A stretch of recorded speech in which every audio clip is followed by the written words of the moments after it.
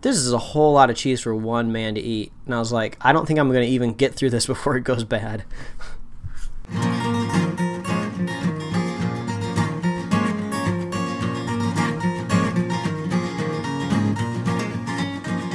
A modern podcast where Chris and Mike talk about TV, movies, superheroes, and everything in between.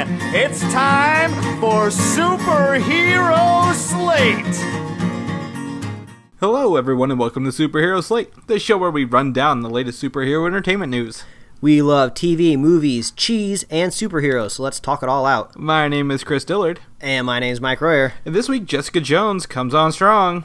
Ooh, okay. Supergirl villains start appearing. Yeah. We discussed the fall TV roundups. Yeah? And some more. Oh, yeah. Did you guys catch the little addition to our intro? Yeah, we just spent 21 minutes talking about cheese, mac and cheese, in the grocery store. Yeah, you know, to kind of be on top of our game for the show, we do like a little warm up before we start recording the show, and we went off on a grocery store tangent, I want to say. Honestly, we could have recorded that into an hour-long podcast and not even thought twice about it. Yeah, maybe we should clip out a section of that and maybe just put it up as like a bonus in the show notes. Yeah, I think we should just have a random like grocery store podcast, like thoughts about the grocery store. That's a good idea, because I do have a lot of thoughts about the grocery store. Yeah. I mean, the people you see, the things on the shelves, the whole process of checking out. There's so many variety of stores you can go to as well. It's endless, and I would venture to say, even without a Google search, that there would not be as many grocery store podcasts as there are superhero podcasts. That's true. We would probably have that market cornered. That supermarket cornered. Oh, God. Yeah, it was set up pretty good there. Oh, man. Well, it sounds like we're launching into our new hit intro section here called the Riff Raff. Yeah, the Riff Raff. I mean, it's kind of just going off what's been happening this week. I have watched 20 episodes of Arrow. Oh, man. Since Monday. That's literally almost the whole season. Yeah, that was my goal was to try to get through the 2 seasons that are available on Netflix pretty quick. Uh-huh. I don't know if I've said that. I probably mentioned I'm getting a new job starting next week. Mm-hmm. So I've been using these 2 weeks of vacation to kind of, slack off a bit, but really discover myself. Mostly by watching Arrow and playing Pokemon. Why? Yeah. That's been it that's pretty much my week. It's been pretty lazy. What about you? First I want to know how have you been feeling with Arrow? How's that first season treating you? Well, Arrow, it's interesting. There's a lot of flashbacks. Uh-huh. There's a lot of family drama, kind of like watching The Hills. Okay. Because they're rich people problems, right? Yeah. Yeah. And you can't trust anybody in that damn show. That's the truth. But it's definitely not what I thought. I think whenever I came into the information, it was season 2. Uh-huh. And I think there'd been more things built upon that. But it's like everybody knows who the fucking vigilante is at this point. Yeah. He's telling everybody left and right. Yeah, it doesn't get any more cryptic. More and more people find out, and there's a point in the show where you start to wonder who doesn't know. Because, like, all the main characters end up finding this stuff out. And you're like, wait, does he know? Wait, I don't know if he does know. Maybe he knows, but he's just not letting people know. And then there's just a whole lot of knowing that needs to be known. Yeah, there's a lot going on for sure. And it's not bad. Honestly, it's not a bad show. I'm not going to say I'm obsessed or it's my favorite show, but it's much more, I can consume it easier than I thought I would. Uh-huh. So I enjoy it. I didn't think they could make a show out of the Green Arrow, but they did. Mm-hmm. So wow. I don't know if that's what you were looking for, but I hope to have season 2 done also by next week, because I have another week off. Well, that's awesome. And then, like, I don't know if you can cram in the 3rd season before the next season starts next week. Well, but I don't know. It's not on Netflix, and I'm not inclined to download a show that's going to come out on Netflix. It's going to come out on Netflix the first week of October. Smart. Okay. So, yeah, I don't want to burn myself out on it too quick. Okay, good idea. Well, I went into a Macy's yesterday, and I'm only bringing this up just because everybody wants to look like Chris Pratt now, because I saw at least like half a dozen leather jackets that looked like they would be put on Star-Lord in Guardians of the Galaxy, and I don't think it's a coincidence at all. So, to be frank, I went to Macy's today because you told me that. Yeah. And I saw exactly what you were talking about. Okay, good. I almost bought one. They were under $100. That's not bad. I mean, I was scoffing at most of the prices for those jackets just because I'm such a cheapskate when it comes to clothes and foods at the grocery store. Like, I was like looking at some of these price tags and just like fainting, but I was like, I don't need a leather jacket. How much are jackets like that in California? Well, I mean, at Macy's, it's pretty standard. I think all their prices are about the same price since they're like a chain department store. So it was under 100 as well for yours? Yeah, but I mean, like, I could easily cruise into like a smaller shop and find something that's like $500, and I would feel uncomfortable the whole time because the store would be tiny and there'd probably be some prissy person behind the counter looking at me. Yeah, I kind of felt like that today. I went to the mall with the Apple store in it, so that's the upper class mall down here. Yeah.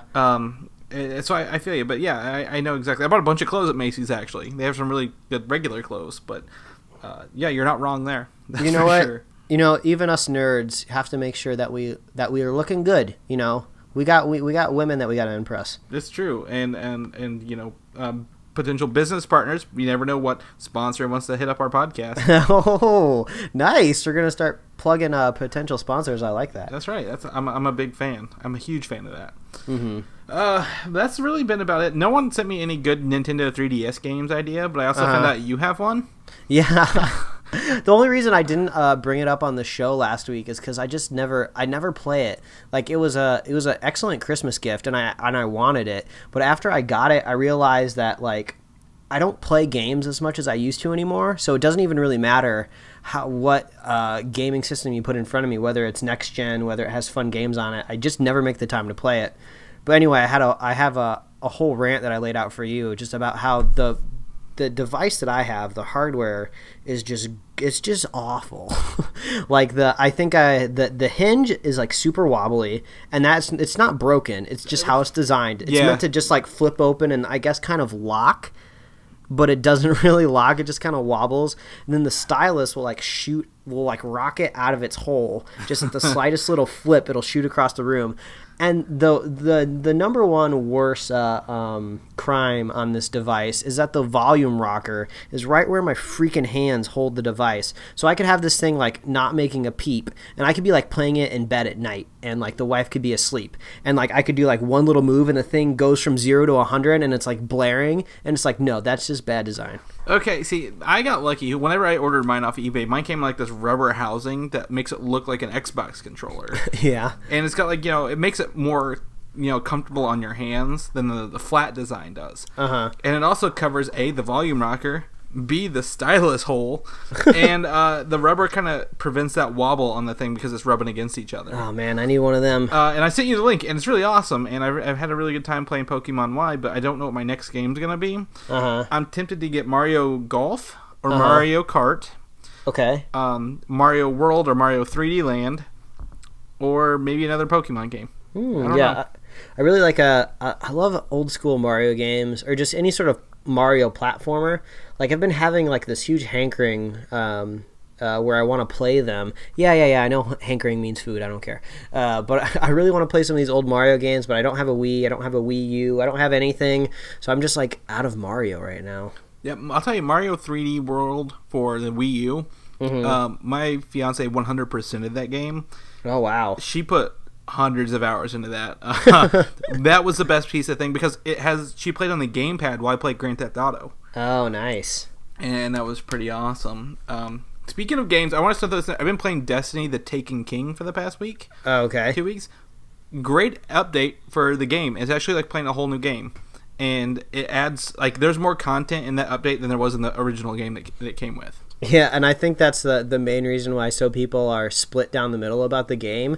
Because when the game came out, it basically wasn't finished, but they sold it for $60. Right.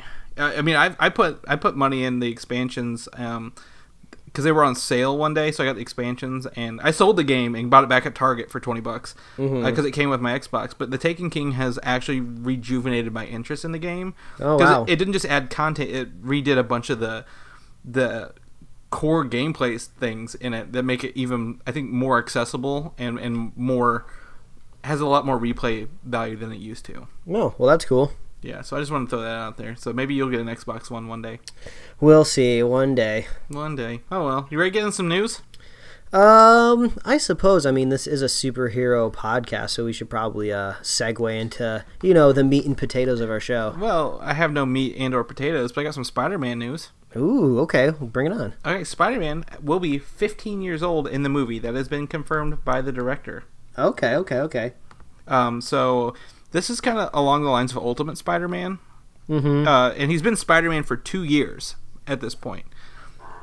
So that means did he start when he was 13 in Ultimate? In the Miles Morales did. But okay. The regular Ultimate Spider-Man, I think he was just 15 when he got bit.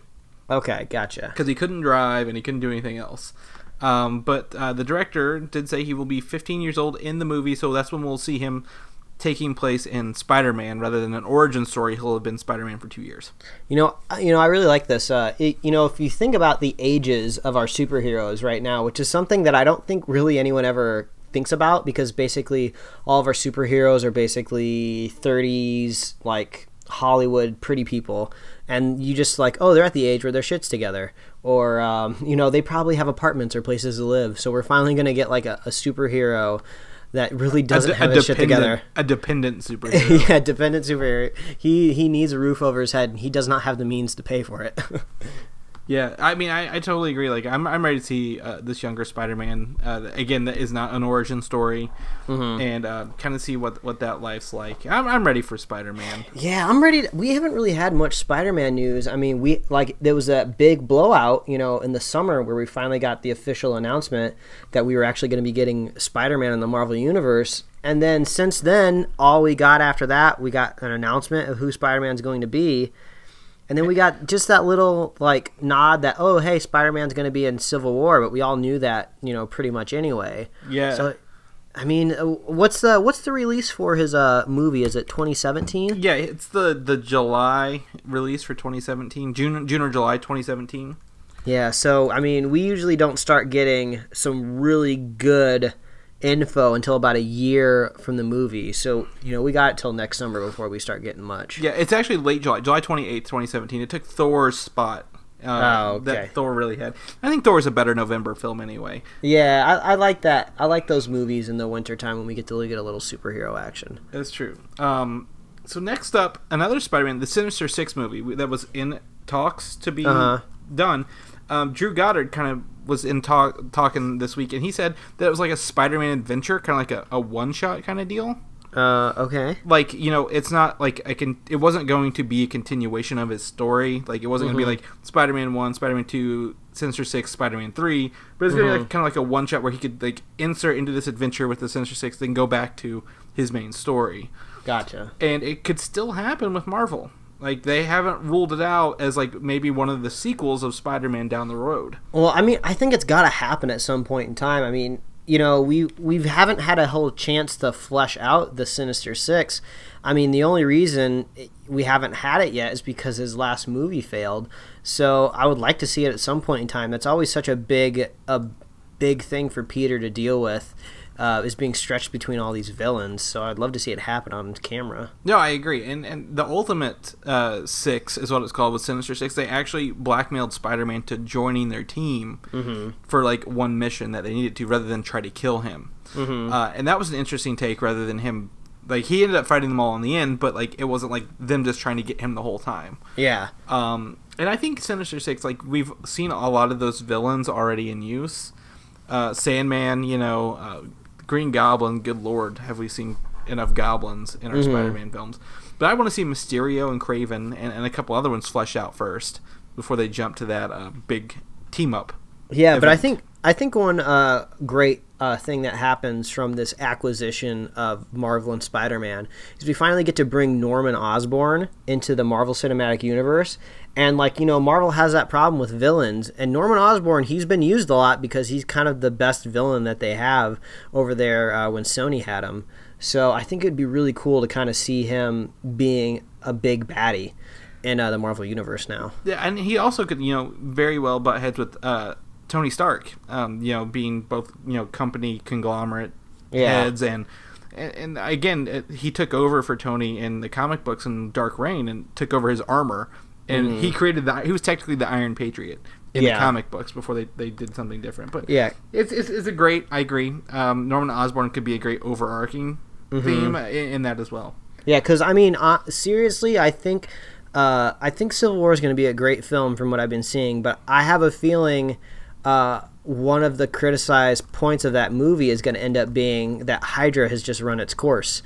I mean, we've seen Hydra pull so many strings through so many movies, and especially through Agents of S.H.I.E.L.D., and they even were just made into the villains for Ant-Man when they didn't really even need to be Hydra. Hydra didn't need to be involved with Ant-Man, but they just made it. So I feel like they just kind of need to be finished at some point in time and just maybe just bring in Norman. Well, I think Hydra can evolve. I don't think in Ant-Man they were essentially the villains. They were just another company trying to buy something out. Mostly because that usually goes to the role of AIM, which kind of was wasted in Iron Man 3. AIM is big science, advanced idea mechanics. They're science guys, and like they're really great in the comics. And I think they wasted AIM there, where they're kind of filling that in with a different evolved Hydra, so to speak, as we go forward. But speaking of Ant-Man, you brought us up to our next point wonderfully here. Ant-Man concept art from the Wasp by Andy Park was released over this week. You saw it. What do you think? Well, I thought that was kind of funny. I've been following Andy Park on Instagram and Twitter, which is just Andy Park Art. That's his handle. Yeah, I've been following him for a couple weeks now, and he basically makes all of the Marvel concept art. He has so many good pieces up there on his account. And when I saw the Wasp concept art, I didn't even really think about it because he's always putting up so much great stuff there. But yeah, this is actually a really good look at what the Wasp looked like in the film. So actually, this isn't anything like the outfit they did in the end. If you look at the last scene. But he did the poster, right? The shrinking poster with Michael Douglas and he did. He did that poster, and this art style fits that perfectly. The coloration of the Wasp suit, it looks great. I like it. I think that would be a perfect Wasp suit had they used it in the film. But I think they're new in the sleeveless version. That's kind of a yellowish color. I think it is. A little orangish color will work out wonderfully as well. Yeah. Well, and also that suit wasn't completed with its build, so it could really turn into be just about anything. Right. Yeah, totally. And I mean, this is a great if the Wasp or if Ant-Man had been a girl, this would be a great Ant-Man costume as well. Yeah, exactly. So great job. Shout out to Andy Park if you're listening to us. Hope you are. Probably not, but he probably doesn't even need any shout outs. That man's talented as hell. Yeah, he is. I see on his Twitter page he has like a Gamora concept art as well, and it looks awesome. I'm glad Marvel's using them, to be frank. It's always good to know artists are getting work. Yeah, it's true, especially for Marvel. So Guardians of the Galaxy Volume 2, because that's Gamora, that brought us right into our next point. Ironically, I didn't even plan that one out. Yay for segues. Iron Man will not appear, according to James Gunn, despite people keep clamoring for Iron Man to appear in the Guardians. The only human that we will see in Volume 2 thus far is Peter Quill. Yeah, I think it's more to the point of not saying like Iron Man doesn't deserve a role in the film. I think it's that they're not ready to tie the film in with Earth yet.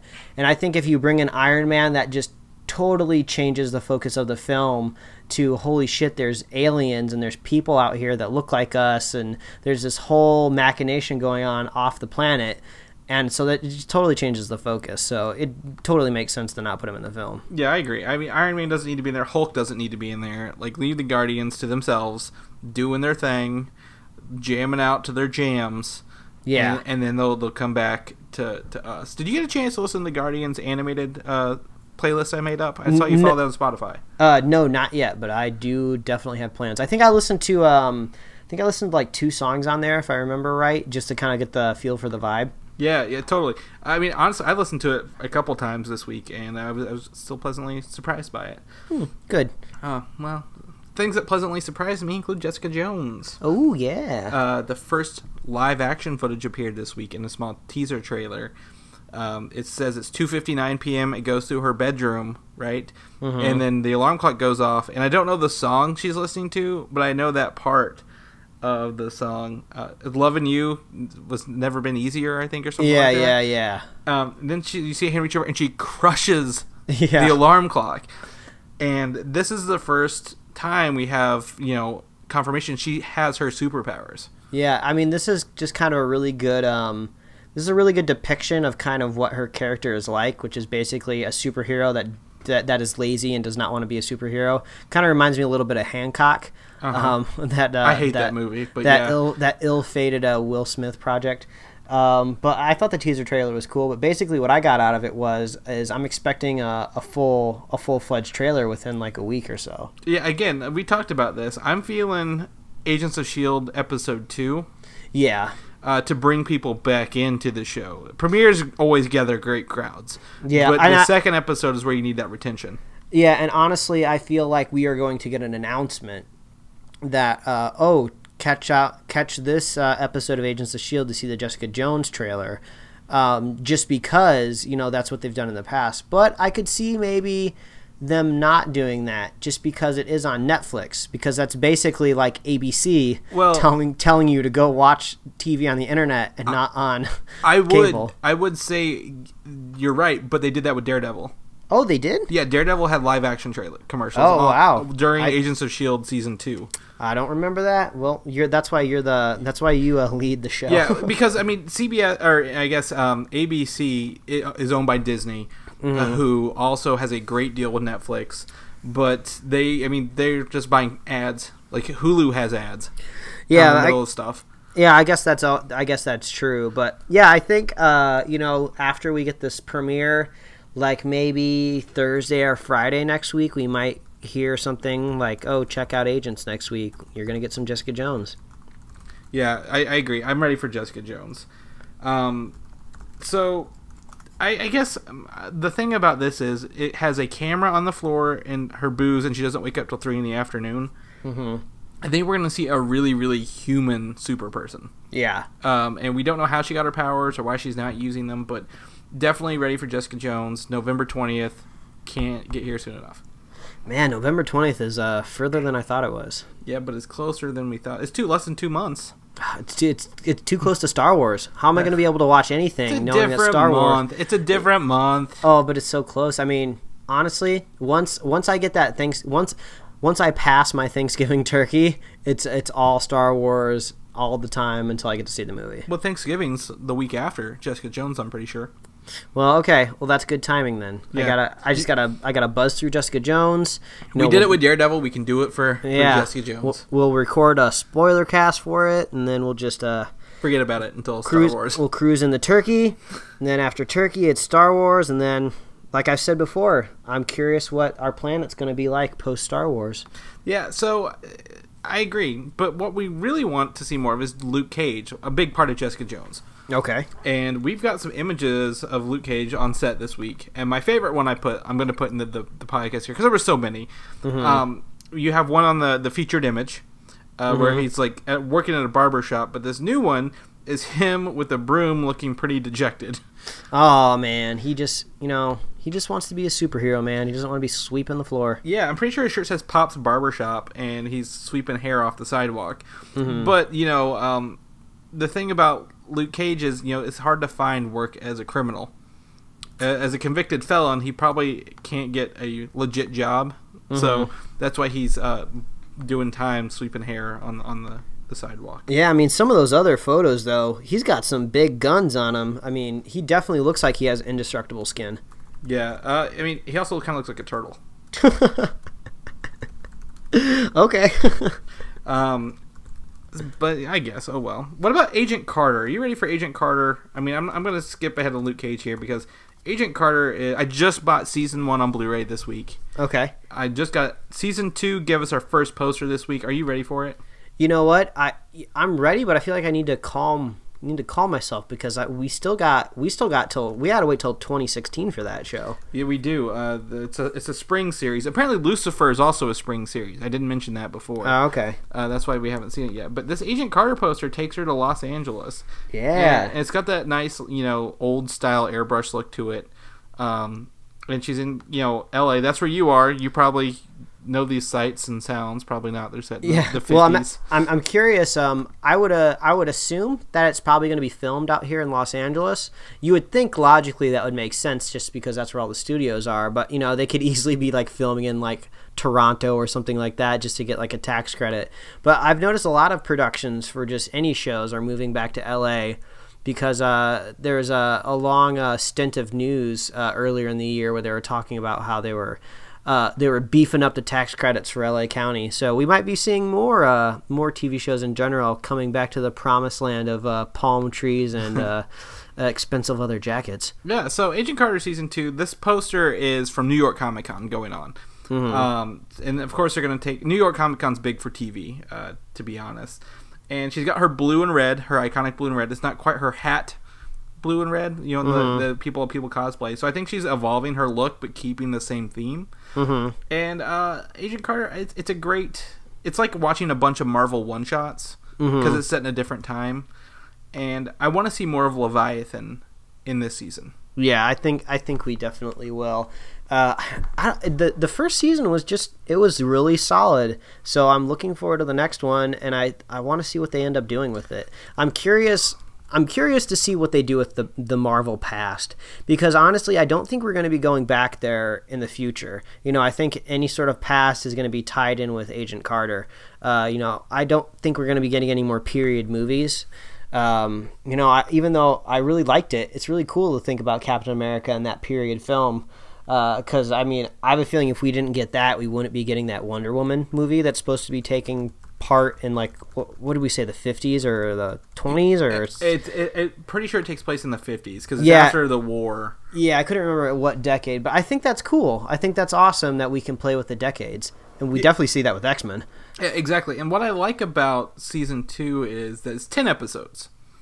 I think 8 was okay, but going up to 10 is really going to be able to flesh out a bigger story. Yeah, and I think that basically lets everybody on the crew know that, hey, we believe in the show now.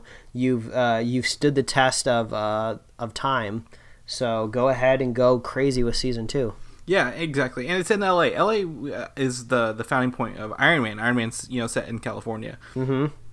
Also, Peggy Carter is a very intricate thread that's spread across a lot of Marvel properties. Mm-hmm. I think she's been in almost as many as Samuel Jackson, if you think about it, because she was in both movies this year, in Ant-Man and Age of Ultron. That is true. Her own TV series, she's been in Captain America, both of them, and I hear she's in Civil War. So you just can't stop her. You can't put her down. Mm-mm. No. Oh well. How about some Star Wars news? Whoa! Star Wars! Yeah, that's right. I don't know how you're going to take this one. Star Wars Episode 8. Hayden Christensen is rumored to return as Darth Vader.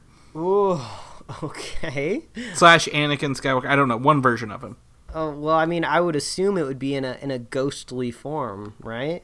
Yeah, the rumor is, and I'm taking this with a very big grain of salt, that Kylo Ren is a collector of Sith artifacts. And he is attempting to clone Darth Vader, the greatest Sith in the history of Siths. Okay. I could see that possibly happening, but great grain of salt on that one. At the same time, I feel like Star Wars now is just gonna try to. I feel like they're just trying to do new and not trying to go back. So I don't know. Hayden Christensen. He is why I have not watched Episode 3 yet for our fun fact. He couldn't act his way out of a wet paper bag. Yeah. But again, I would like the consistency that they at least acknowledge the prequels a little bit. But the cloning part, I'm like that's a stretch. Yeah, we've established cloning in the second Star Wars movie, or the second prequel, whatever you want to call it. Attack of the Clones. But, I don't know. I feel like Vader was an awesome, iconic character, but we can leave him in the past. We don't need to bring him back. He had a proper Ewok burial on top of a bonfire. Let's just leave him there. That's true. Now, would you like to see him in a flashback of sorts, or a Force ghost?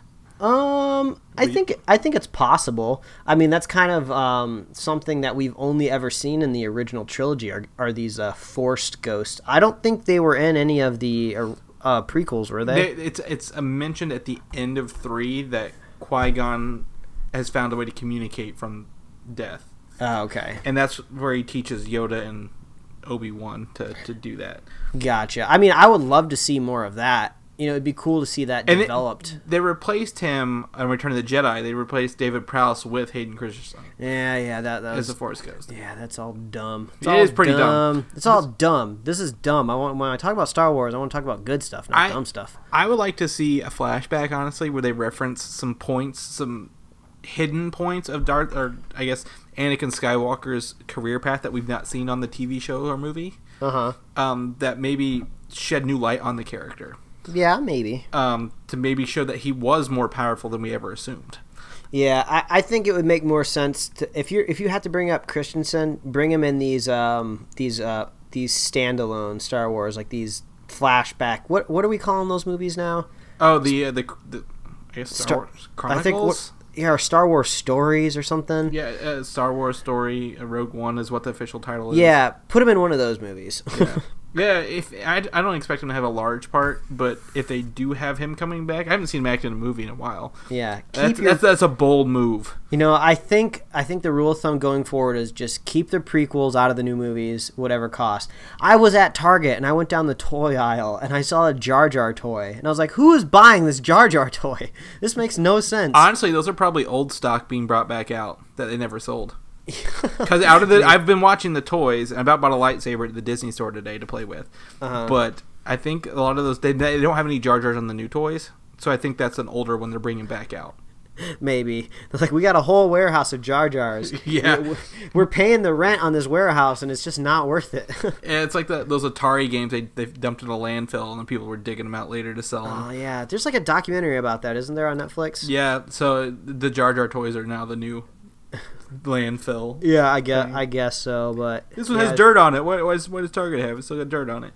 Keep your prequels out of my new movies. No, well. What about X-Men? You like X-Men? You big X-Men fan? You know what? What about X-Men? Because at times I have been known to like X-Men. Hugh Jackman wants Tom Hardy as next Wolverine. I heard about this, and then I saw some of the kind of like Photoshop mock-ups. The fan art, which I loathe. Continue. Yeah, and I don't really know how to feel yet, because is that Hugh Jackman announcing that they are going to recast him soon? Because I think the whole point that I think a lot of people are thinking about, if Wolverine's going to be like taking a stroll into the sunset, I feel like they should leave him out of movies for a little while. You know, give us like at least like 5 years of no Wolverine. Lean towards his son or something. Well, I think they're going to take the Spider-Man approach. So when Wolverine is done with the next solo Wolverine movie, right? Sunset. Well, they've got to bring him back into the original timeline somehow, because that's in the future. Okay. I could see them like in the next X-Men movie, the first one post-apocalypse, having like a 2 or 3 minute cameo of whoever has been cast as that role for the long term. Oh yeah, I mean that can be possible. Well, I mean, it's like Spider-Man. We haven't seen Spider-Man since what was it, last year's tragedy? But like, you know, we're gonna get a little bit of Tom Holland before he gets his own movie, just enough to say this is a Spider-Man. We have a Spider-Man. We're not going to use him yet, but we're going to use him eventually. And I think a younger person... I don't think Tom Hardy's right, to be frank. He just doesn't quite look the role to me. Like I said, that fan art that I looked like, it just looked like Tom Hardy and ridiculous sideburns. And that's about all I got out of it. Yeah, I mean, he has kind of the personality, but he's too quiet and reserved. And Wolverine's more in your face, like, big deal, want to fight about it, like, kind of thing. The casting call should very much wager heavily on the phrase "Hey bub." If you can't pull off a "Hey bub," you can't be Wolverine. Or the best there is at what he does, but what he does isn't very nice. Yeah, I agree. I think let's Chris Pratt. That's it. Chris Pratt is everything. I would be interested if anybody out there has a better casting Yeah. for Wolverine, let us know. I can't think of anything off the top of my head. Hugh Jackman if you watch X-Men 1, he does not look like the Wolverine now. He has grown into that role beyond belief. Oh yeah, I mean he looks great. He's one of the best casting choices in these superhero movies. So it's going to be hard boots to fill, which means you can't necessarily do what the X-Men did originally. I mean, we have all known Hugh Jackman pretty much for our entire existences as like a super megastar now. But when he was cast as Wolverine, I believe he was kind of no one really knew who he was. Yeah, he's only big, I think, in Australia. And he was hired to replace Doug Ray Scott, who had already filmed scenes, I think, or quit like the day before they started filming. So he kind of lucked into it, I guess.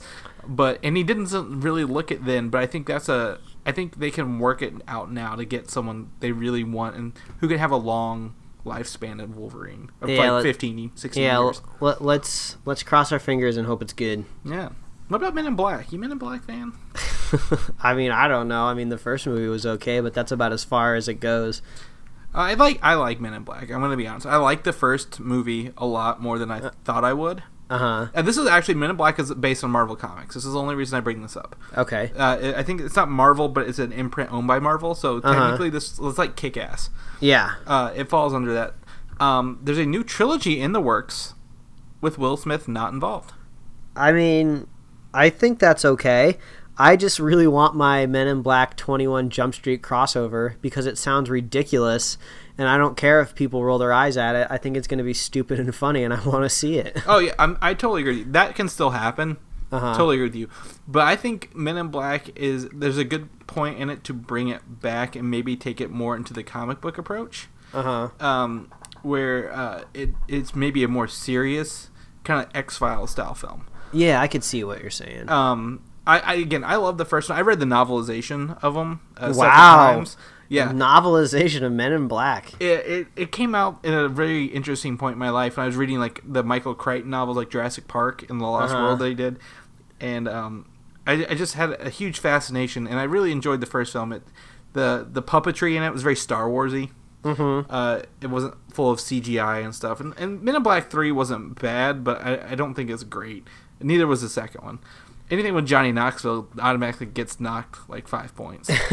Oh no! Unless it's Jackass. Wasn't Johnny Knoxville in the first one too, though? No, he was not.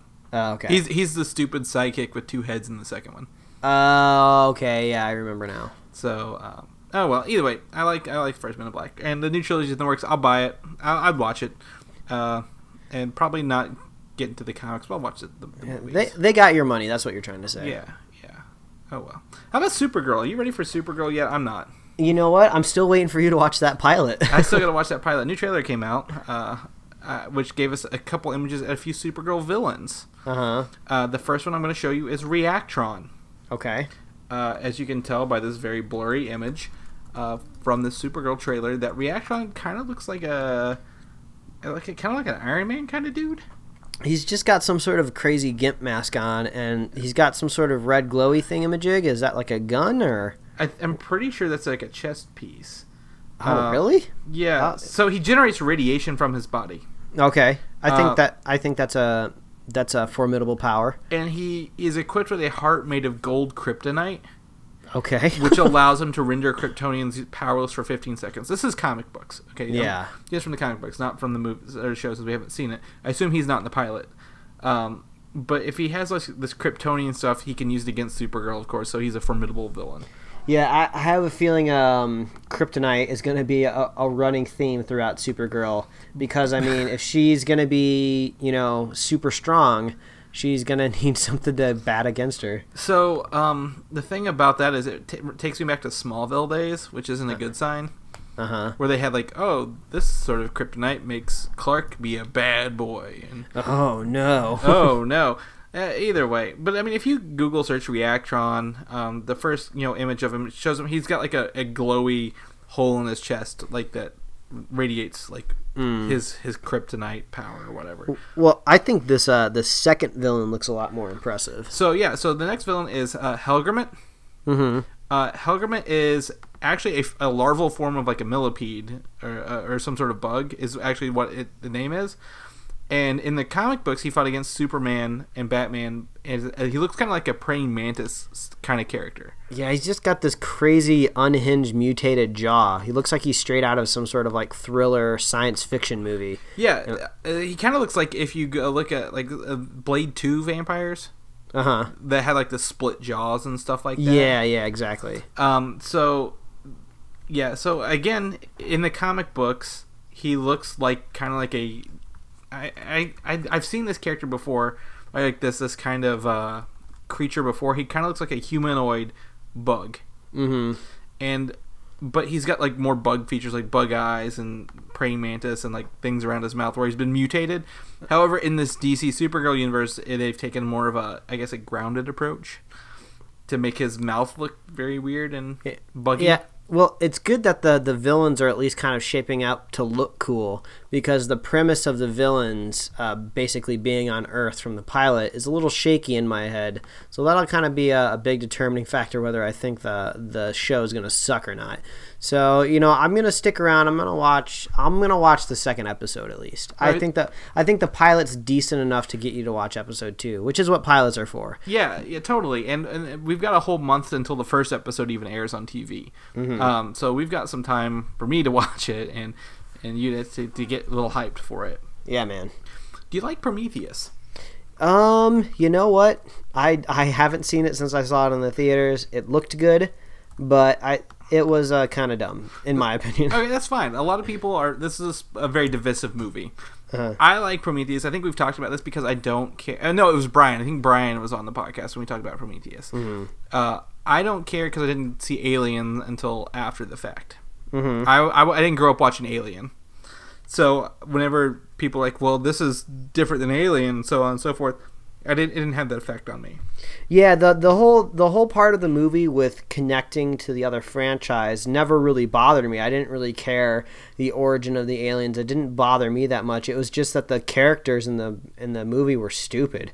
Like, they just made really poor choices that didn't really make any sense. So I just couldn't empathize with anybody in the movie because they're all really dumb. Yeah, I didn't really empathize with them except for Michael Fassbender. The robot was the best part because he wasn't human. That's why. Exactly. So the Prometheus 2 has an official title per Ridley Scott called Alien: Paradise Lost. So it's not even going to have the word Prometheus in it? Nope. It's going to... this is the first step to tie it back to the original Alien.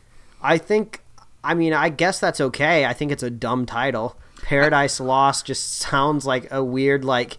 it sounds like an add-on extension to World of Warcraft or something. Yeah, or like a... It does sound like a video game rather than an actual movie. Or like or maybe like a ride at a theme park. Yeah, it's definitely not. It's got a lot of mixed things: alien, scary, paradise, great, lost, confusing. Yeah. So it's very scary, happy, confusing. But I don't know. I'm ready for Prometheus 2, is what I'm going to keep calling it, because I want to see the engineer's homeland.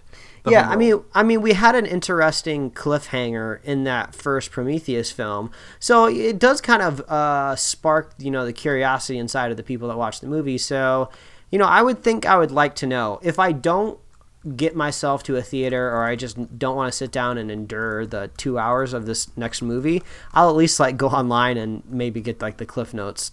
Yeah, I'm probably gonna see it. Again, I think Ridley Scott makes great cinematic films. They look great, like you said. The story may or may not be there for this one as well, but I think it's going to be one of those movies I want to see on a big screen rather than on a TV. Yeah, that's true. I mean, if it's going to look pretty, you got to go see it on that big old screen. Yeah, and I'm ready for Prometheus. I'm ready to see it. I think Ridley Scott has a unique world that when he was able to revisit it for the second time with Prometheus, I think he can give us even more of that mythology and those engineer creatures as we move forward. Yeah, speaking of more mythology, you know what I don't want more mythology of? What? These Fast and Furious movies. Oh man, I was like, is it the next thing on the notes? Like, am I crazy? I was segueing you, man. You segued me great, but I wasn't sure. I panicked. It's okay. Just like you should for Furious 8 because no director has been found yet. Man, I don't even care. I mean, this franchise is just so silly, and it's entertaining I don't know. I don't really have any weight in these Fast and the Furious movies. I haven't even seen half of them. I saw the most recent one. I think Fast and Furious 7 is the most overhyped movie I think I've ever come across. Like, it's not a bad movie. Okay, like, I'm not gonna say like there's like serious problems in the film, but I mean, like, it's the 7th movie about fast cars. I mean, and furious people. Yeah, I mean, you know what you get when you're going into it, but I mean, like, some people are treating this movie and this franchise like it's pure gold, and it might be printing gold, but it's just silly. I don't know. I need to form more coherent words for what I feel about this franchise, but when I hear about Fast and the Furious 8 news, I'm just like, meh. So here's some great news. This is the first movie to begin a trilogy that will end the franchise with 10 movies. 10 movies. You know, like, we were just going to wrap this up at 10 films. I think that's a nice even number. That'll make a nice box set. But honestly, by the time the 10th movie comes out, people aren't even going to be buying DVDs anymore. They're not going to be boxes of anything to buy. Well, I can see them doing, like, the next one standalone and 9, 10 is like a back-to-back, like, part 1, part 2, like they've done with all the other movies. Yeah, probably. But the thing is with that, like, you know, it got to double digits. Congratulations. Furious films. I've only seen 2 of the 7. Which ones have you seen? 1 and 2. After that, I was done. I'm not a motorhead. Sorry. And I think, you know, other than James Bond, that's quite a feat on films. Yeah, I mean, congratulations for the success. Yeah, I mean, it's no Harry Potter that had 8 movies, but the higher quality. But I can respect the hustle, Hollywood. Yeah, but these movies are just overhyped. Yeah, thank God you're putting them down after 10. That's like 70 in dog years. Oh man. Either way, Angry Birds, because we're talking about animals. Okay, is that how we're gonna justify that? That's how I'm saying one. Yeah, Angry Birds. They had a movie trailer this week. Okay. Yeah, I like playing the Angry Birds games. Do you? You know, I have played them before. I've put some hours into them, but I wouldn't consider myself a hardcore Angry Birds fan. I do. They're very casual. I guess casual for me. Whenever I don't have any other game I want to play, or like all my freemiums are rebuilding their time back. Their time, yeah, getting that time bank built up. So I like Free Birds. I saw the movie trailer. You said you saw it? Yeah, I saw it very anticlimactically pop up in my sponsored Twitter feed. Okay, what did you think of it? As I sip down this bottle of water, you knew that question was coming. I don't know why you took a drink. And I think about it. Honestly, I don't really know what to think. I think the Angry Birds lend themselves well to a cinematic, not cinematic. That's the wrong words. You know what? the Angry Birds got me all twisted right now. They're like minions. Yeah, the characters lend themselves well to a CGI movie. That's what I was trying to say. Yeah. So the trailer, they looked good. They looked like they're in place. Honestly, if you didn't know the Angry Birds existed, you would just think, oh, some studio is just making a CG movie about birds. You know, we've seen this before. No big deal. This could be like a sequel to the 3rd movie in the Rio franchise. It looks like Rio. And they even made a Rio Angry Birds game. You know, they did a team up for that. So, I mean, I can't speak to the humor in it. I mean, it looked, I kind of seemed funny. So here's what I'm going to say. It was pretty entertaining, to be honest. It's like a good family humor, kind of like Cloudy with a Chance of Meatballs too. Probably some good puns, you know, in there. The birds don't look like themselves because they have feet, and they don't follow, like, because Angry Birds has been doing like a cartoon online, like, oh really? Angry Birds TV, like, you can watch them. It's for kids. Like, if you're not playing the game, you can go to Angry Birds TV or Angry Birds Toons and watch them. And it doesn't, these birds are not in the game anywhere. Like, they look so different. But one of them, the black bird who's exploding, when he walks in, someone scares him and he actually blows up, which makes me think they might have their powers in some form or another. We just don't know yet. Yeah, maybe it's some sort of mythical bird island. I don't know where this is going to go. I mean, I guess this is another film where I can respect the hustle. I mean, I believe the first Angry Birds game was just kind of built by like a small team, and now they have like merchandise out the ass. They have a cinematic experience coming out. They have like little cartoon shows now. I mean, I can respect the hustle, but I have to loop Angry Birds into the same kind of funnel as Fast and the Furious. Yeah, it's one of the things. It'll probably be a download movie or a rent for me. Mostly because my fiance teaches 5th grade kids. Yeah. And I think it'll be okay. I'm not worried about it. It was interesting to see, and I wanted to get some thoughts on it. But we'll gather those thoughts more as more comes out. Yeah, I think I'm gonna need to see another trailer. Yeah. But only one more, and after that you're done until you don't spoil No, honestly, it. I think for Angry Birds, I could pretty much watch it all. All right. Well, let's jump into some TV stuff. All right, let's kick this around a little bit. Yeah, I've been kind of waiting because the TV season, my wife's and myself's favorite portion of the year has started. Yeah. So first off, a little bit of rumor: A-Team reboot in the works. What do you think? Yes or no? TV series, not a movie. I mean, I've never watched A-Team, so I have no opinion on the A-Team anything. You didn't even watch the movies. No. Okay, good. I don't care either way. It's one of those. Hey, like Hawaii Five-0 had a reboot. It's still going. Yeah, I think this is an easy one to where it's like, it might work out, it might not. Yeah, we don't care either way. Yeah. What about Nickelodeon, the Splat? Have you heard about that? Man, I got some opinions on this. Okay. All right, Okay, so just for everyone, before we do this, Nickelodeon is bringing back their '90s cartoons on a specific. It's not a channel. I lied in my notes. It's not a channel. It's like Adult Swim.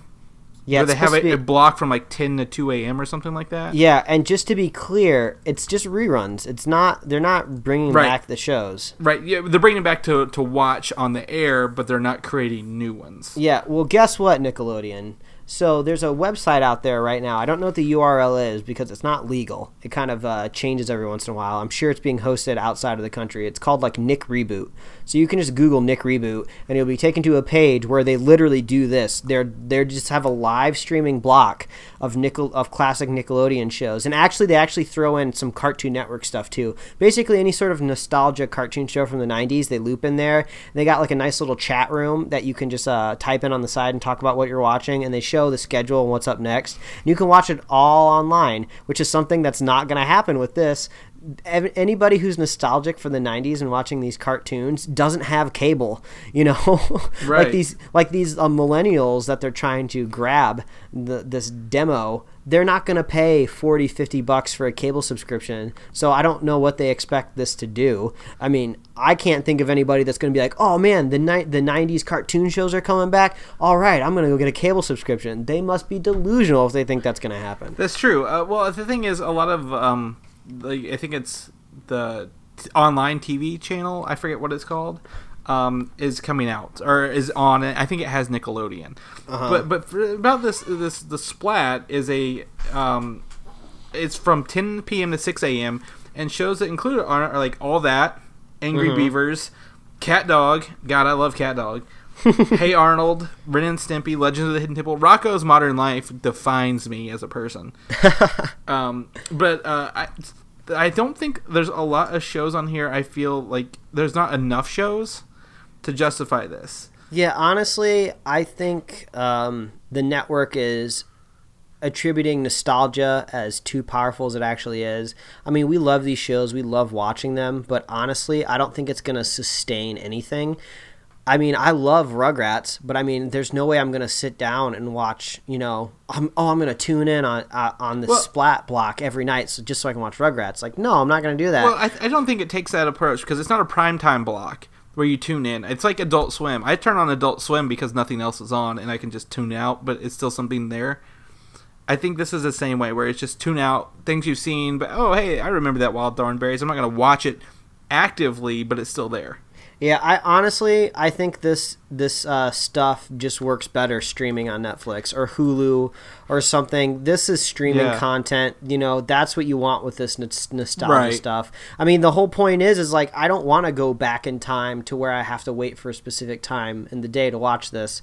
Just let me binge watch like 8 episodes of Hey Arnold, then I'll get on with my day, and then I probably won't watch again for 4 or 5 months. Yeah, so I looked up Nick Reboot while you were talking, and it's a live channel kind of deal. Yeah, exactly. Right now is Global Guts, followed by Animorphs. Yeah, man. One of my favorite shows. Yeah, man. And it's got it shows you what's next, and you can watch them. There's a live chat room, and you can't actually pick an episode and watch it. Yeah, which is cool. But it's going pretty well. Now, I mean, the 2 biggest downfalls to it is the quality isn't so great because it's not like they have access to like high def, really nice streaming capabilities. Yeah. So you kind of have to get over that idea. Like you're not gonna make this full screen on your 50-inch TV in your room. Those shows weren't made with HD in mind anyway, so you're totally fine. Yeah, and at the same time, obviously it's illegal. Nickelodeon is not getting money for this.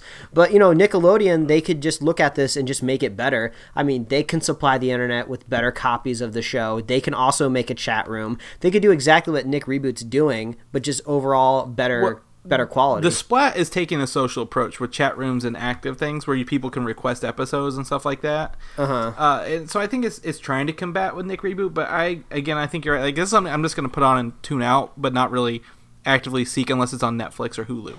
Yeah, I mean... I said Hulu. Because it is now with the ad-free tier. Yeah, it is now commercial-free, which is something I plan on getting. So, yeah, Splat, I hope you fail so we can get you back where you need to belong, which is on Netflix. And I believe these shows were on Netflix a couple years ago, and then they decided to pull them. If you could watch one show, one cartoon from the 90s, what would it be? It doesn't have to be Nickelodeon. Okay, one cartoon from the 90s... You know what? One show that I have like a really big affection for is have you? I don't know if you've ever seen it, but SWAT Cats. And they have their SWAT jet. Yeah, SWAT Cat jet, and yes, they live in a junkyard. I fucking love that show. Yeah, it's like the the big tanky guy and the skinny lanky guy who's good with tech. I love that show. Oh, SWAT Cats! That takes me back a few. Yeah, they were doing a Kickstarter for it. I don't think it was necessarily to bring it back. I think what they were doing a Kickstarter for was you could get some rewards from the original creators of the show, like, some original animation cells or some, like, maybe original artwork. And they were going to try to raise some money. It seemed to almost, like, to position themselves to pitch a reboot.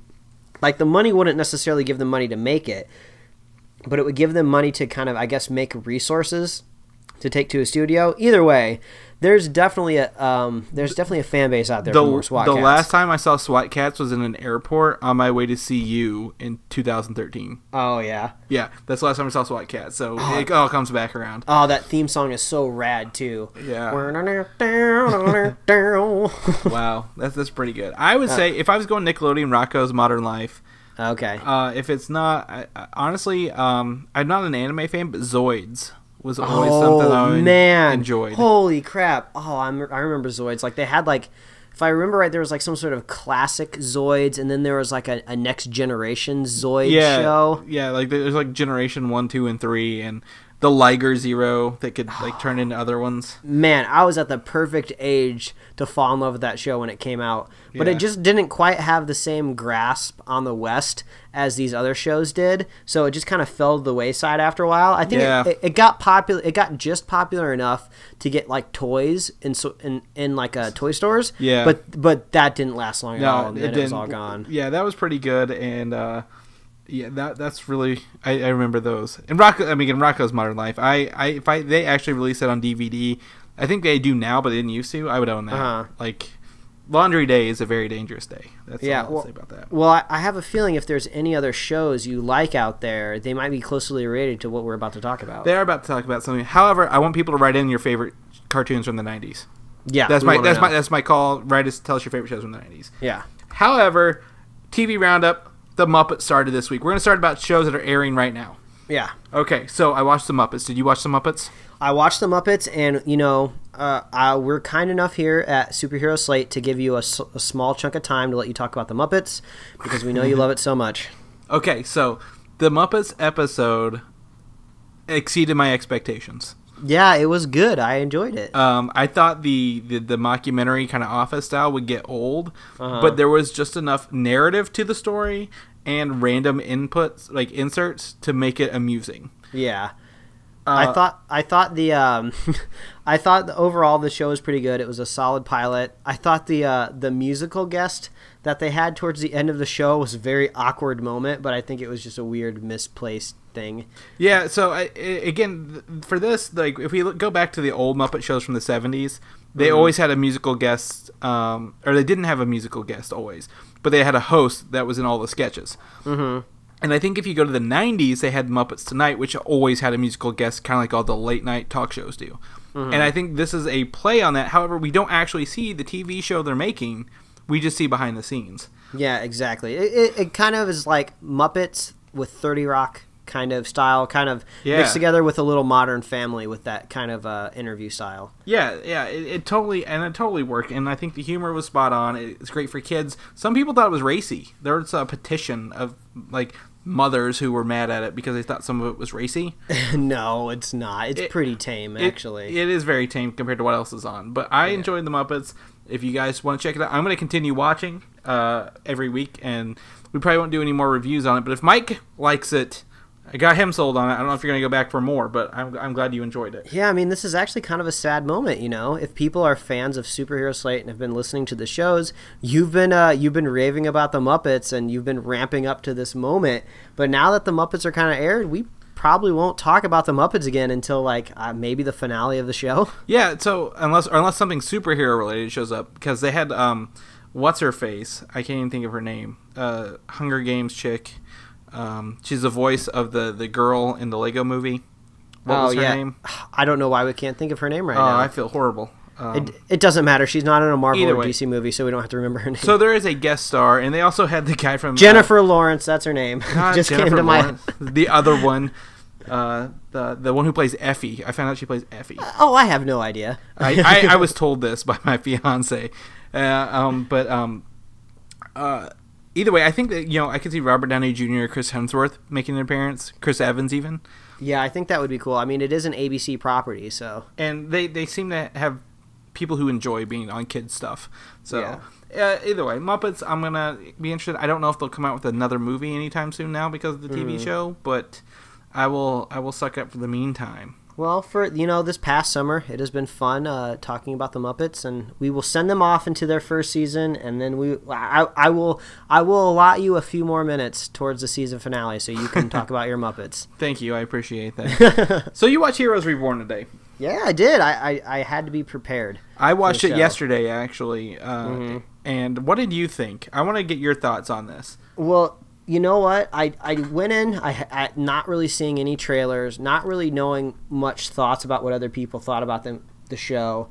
And I have to say, they brought back some things that I really liked about the original series of Heroes. This is totally discounting the second half of the second season and third season, because I never saw those because the show got so bad. The first season was really where it was at.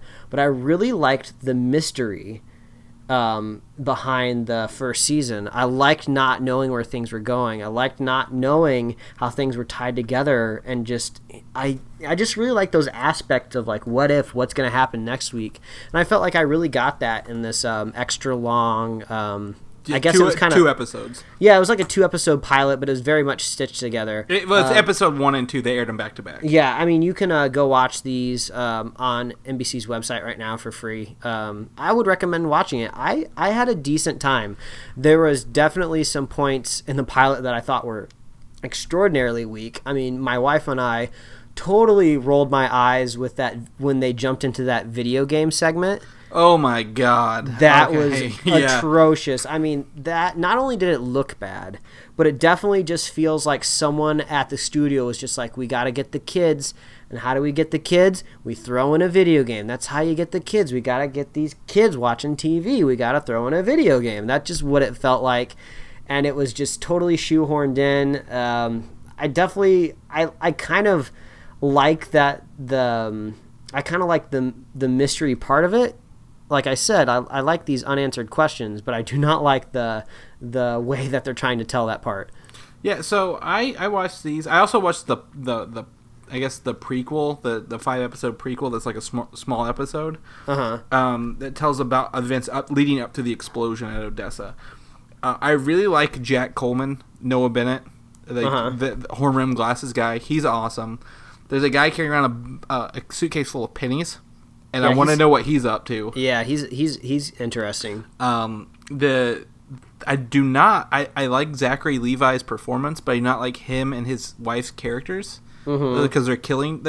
There's two things wrong with this. One, there's too many storylines. They're juggling way too many storylines. I got pretty frustrated with how quickly they switch back and forth between different ones. And two, who the fuck doesn't have powers in this show at this point? Yeah, exactly. It definitely felt like anyone you come across is probably going to have some sort of ability to do something, which is kind of cool, but you kind of start to notice that you kind of see visually easy powers because they don't have the budget to show some of this crazy stuff.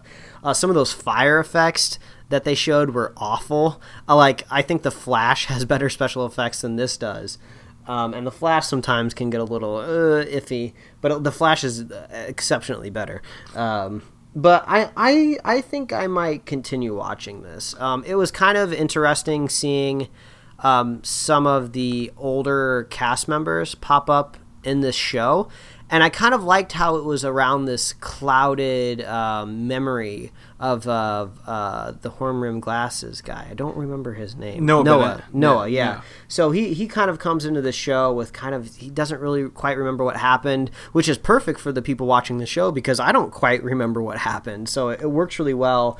I don't think you really need to have seen any of the previous Heroes episodes to watch this, but I think it kind of helps. Yeah, I agree. You can go into this without having seen anything. My fiance watched it with me. She really liked it, actually. But I've seen the other 4 seasons, and I'm glad they did throwbacks to that without saying you have to watch this. Like the Molly Walker character, she was in the earlier episodes. The Haitian returns. Yeah, albeit briefly. There are a bunch of great throwbacks to the original series, while still moving forward. And I like the mystery. If this was a full 26 episodes, I'd be pissed off right now. Because it moved really, really slowly, for 26 episodes. Yeah, I've been seeing But this is 13 episodes. Yeah, I've been seeing it online labeled as a mini-series. So are we only going to get 13 episodes and then it's done? Or do they plan on expanding this? I mean, there could be a season 2, but this is a 13-episode, quote-unquote, mini-series. It's not a reboot. Unlike other people have called it a reboot. It's not a reboot because it's a continuation of the story. So I don't know. I'm thrilled with this show. I'm ready to see where it goes. We got 2 down, 11 more to go. The guy who's with HRG, the horn rim glasses guy, the goofy little sidekick he has, is played by Henry Zabrowski. I interviewed him at Chicago Comic-Con this year. Oh, that's cool. He's a pretty fucking out there guy. But I definitely enjoyed him. He's interesting. But yeah, Heroes Reborn, I'd put it on your watch list if you want something mysterious and clever. I would say it's clever. Yeah, I think it's nice getting an original superhero show that's really not connected to any other pre-established long-going franchise. It's only attached to these previous seasons of a TV show back in 2006 is when it started. Yeah, and you don't even have to watch them. Yeah, so I think it's fun. It feels a lot like Mutants. It felt like if there was an X-Men show, this kind of might be it. Inhumans. Oh, yeah, I guess that too. Yeah. So I saw your jab there at long existing history things. We're talking about Doctor Who next. Okay, this is going to be a very heavy Chris segment because I have never seen a single episode of Doctor Who. That's fine. Doctor Who has 51, 52 years of history under its belt, but did a quote-unquote reboot or renovation of the series in 2005. And it's come a long way since then.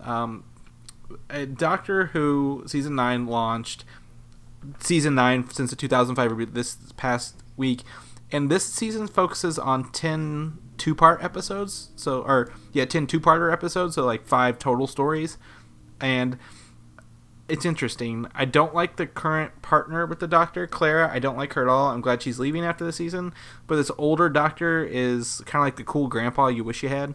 Okay. And he's kind of cool like that. There's a lot of things, a lot of moving parts. The last season of Doctor Who I didn't care for. This one I think I'm going to enjoy more, simply because it seems a little darker and a little going different places it hasn't done before. But it's not. I'm not burnt out completely on Doctor Who yet, but I could be after this season. Oh wow, okay. I'm a big fan. I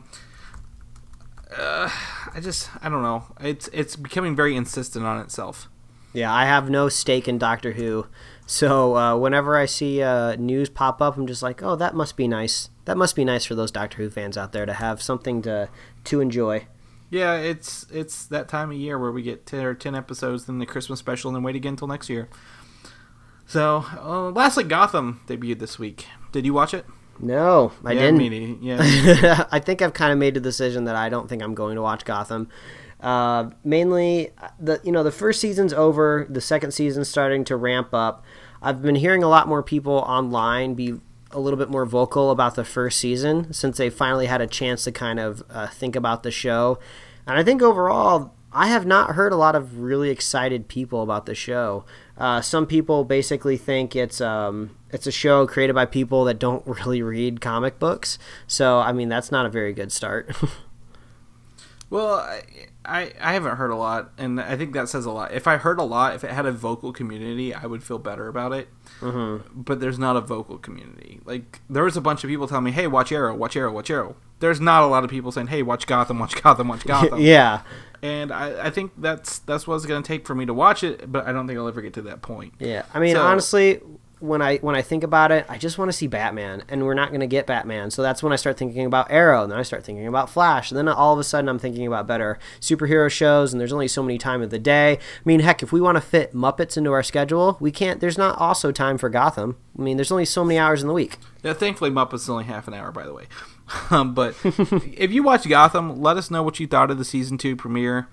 We can go either way, but we want to know what you think. Yeah, I just really want to know if there's anybody out there that thinks that you absolutely must be watching Gotham. Because I've been hearing people watch it, but no one's been like, you gotta go see it, just like you said. So I should have hung out, man. I think Gotham is gonna stay in its place. I just saw that they just added the first season on Netflix, so that maybe that gives me a little bit more access to it, but I don't think so many hours in the day. Yep. All right. Well, that's our show for the week. Man, we ended up filling up this hour. We were worried. The slow was not the slow. The slow was news this week. Yeah, the news was trickling, but we managed like we always do. Yeah, and even a little longer. A lot of opinions on this one, to be frank. Yeah. But that's okay. We love it. We love it anyways. So, as typical, per the end of the episode, Mike, how can they get a hold of you? Yeah. Well, you might like to be Frank, but I like to be Mike. Oh. And you can follow me at Mike Royer Design on Twitter and Instagram, and you can read my webcomics at pickledcomics.com. Anything new this week launching? Yeah, there will be a new one this week. It'll be heavily video game related. You might be seeing a kid in a little green hat and pointy ears. Okay, little green hat and pointy ears. Great. There Sounds you go. Awesome. Well, if you want to read me not writing comics, then you can go search me at Twitter at Valdan, VALDAN. Also on Comic UI, Facebook, and comicui.com. We'll be there. We're going to do a renovation coming up soon. Ooh, I'm looking forward to it, man. Yeah, we are in the process. And I hopefully, like I said, with this week being my last week of vacation before I start a new job, I'll have some time to get a lot of that done. So you may be seeing something before October even launches. Yeah, man. Yeah, I'm pretty stoked about that. But well, that's about it for me. I'm pretty boring. Well, what else? Where else can they find us? Well, as always, you can go to superheroslate.com, and that is the best place to find out where our show is being broadcast, which is basically everywhere. You can find us on iTunes, YouTube, some awesome visual videos over there that you create, and they're so awesome. And we're on SoundCloud, Tumblr. You can subscribe to us on email. Heck, we're even on Facebook and Twitter. Basically, we're all over the place, and we'd love to hear back from you guys. And if you're a fan of the show, you can always go on iTunes and review it. It helps us with the rankings. Last I checked, if you search superhero, we were, I think, in 12th place. I want to crack that top 10, baby. Yeah. I want to move up into the top 10 of superhero podcasts. And if you're a super duper fan, what you can always do is share the show with somebody that doesn't listen. That's how you mark yourself as a superhero Slate fan, is by spreading the love. Yes, spread the love. I'd also give a shout out to, I believe, Stonewell is the name of the YouTube subscriber our new YouTube subscriber, Stonewell. Yeah, if you're connecting to us, you're getting a shout out. Yeah, definitely. We love it. I'm excited for it. I don't know. I like Superhero Slate. Do you like Superhero Slate? Man, I love it. We live it, actually. That's probably the problem. Yeah. I love it more than cheese, which is saying something. That is... Whoa. I just wanted to bring it back around. We started the show with cheese. We're going to end it with cheese. Okay, well, as my recommendation is Bob Evans Special Mac and Cheese. Go try it out. That's how we end the show, with a recommendation. Yeah, we're going to end the show on Bob Evans Mac and Cheese. Hey, that's $50 for us, Bob Evans. Pay us. I bet we're the only podcast that airs this week that talks about Bob Evans Mac and Cheese. Oh, we can only hope so. Gosh. All right, guys. Well, you have a good week. We'll catch you next week. All right, adios, everybody. Bye. Bye. Thanks for listening, and don't forget to subscribe.